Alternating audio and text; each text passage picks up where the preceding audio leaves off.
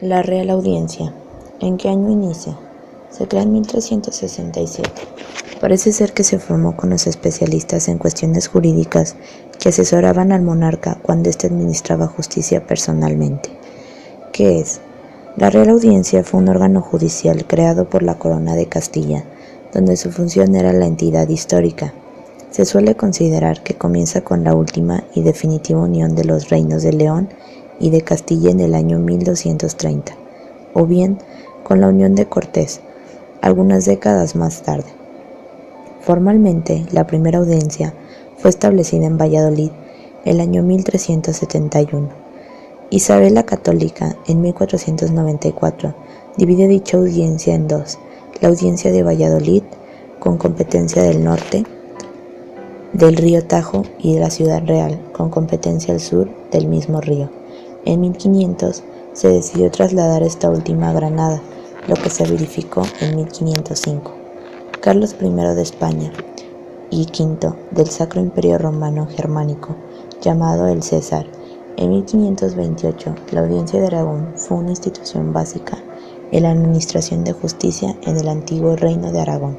Su hijo, Felipe II, creó numerosas audiencias en España: la de los Grados de Sevilla en 1525, la de Canarias en 1526, la de Palmas en 1568 y la de Mallorca en 1571.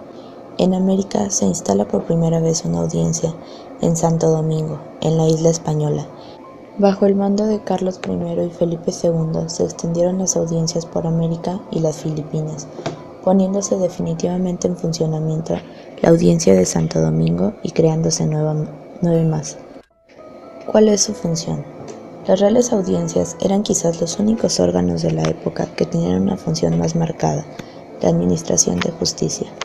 En América hispana fueron los más altos tribunales de justicia, hasta el siglo XVIII, principalmente por evolución espontánea, más que por reformas legales, se convirtieron esencialmente en tribunales de apelaciones. Conocían de los juicios civiles y criminales, excepto los del fuero eclesiástico, militar o mercantil. Sus fallos podían apelarse ante el Consejo de Indias, siempre que se tratase de asuntos por más de 6,000 pesos de oro. Conocían del recurso de fuerza, es decir, la reclamación de los agraviados por los jueces eclesiásticos, que procedía en caso de incompetencia de estos para conocer de las causas, de las normas que regían los juicios eclesiásticos y en las negativas de apelación que eran procedentes. Conocían de las contiendas de competencia. ¿Cuándo finaliza labores?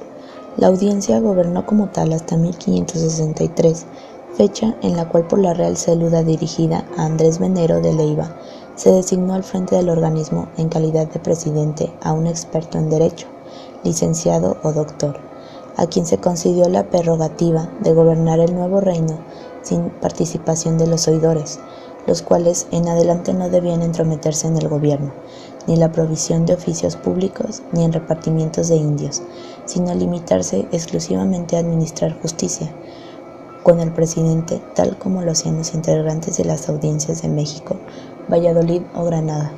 Tal situación se mantuvo hasta 1604, en que se resolvió que en adelante los presidentes serían caballeros de capa y espada. Consejo de Indias. ¿En qué año inicia? Creado por Carlos V el 1 de agosto de 1524.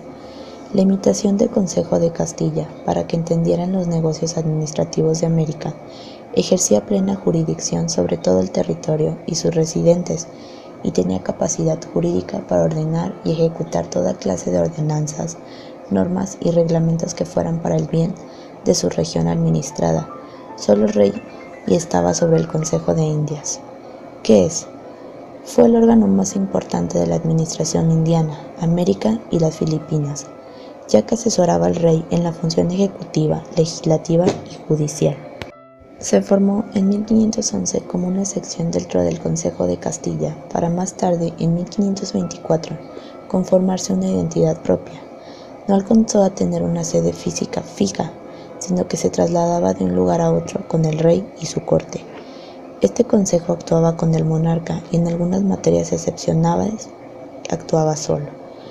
¿Cuál es su función?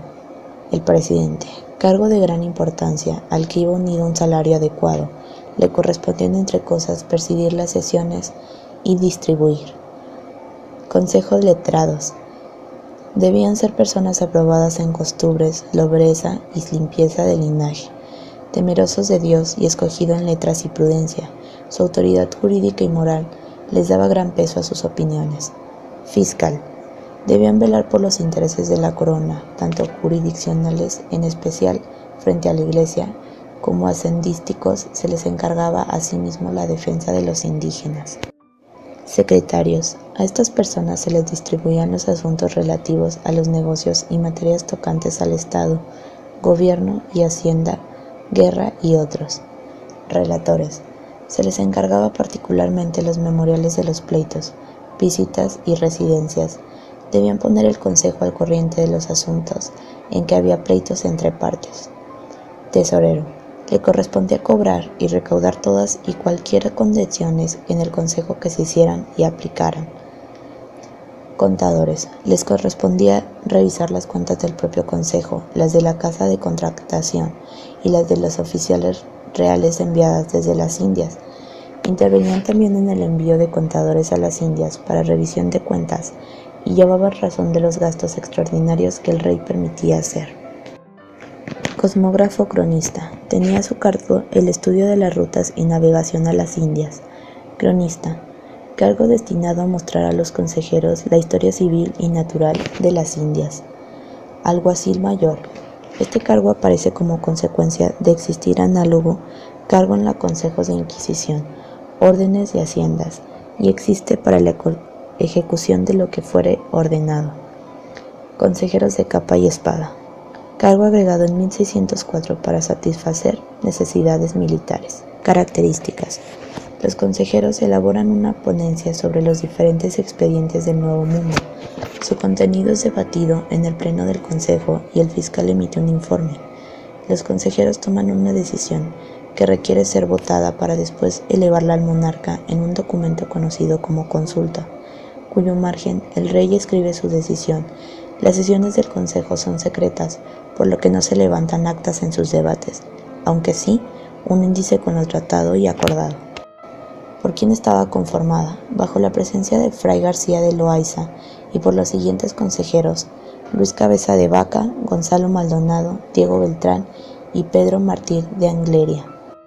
En el año 1714 se crean los ministros de despacho. Esto causa que el Consejo pierda atribuciones administrativas y por consecuente legales, y es por ello que el rey Felipe V crea una Secretaría de Marina e Indias, lo cual causa que el Consejo vaya decayendo cada vez más hasta que finalmente es eliminado en 1802.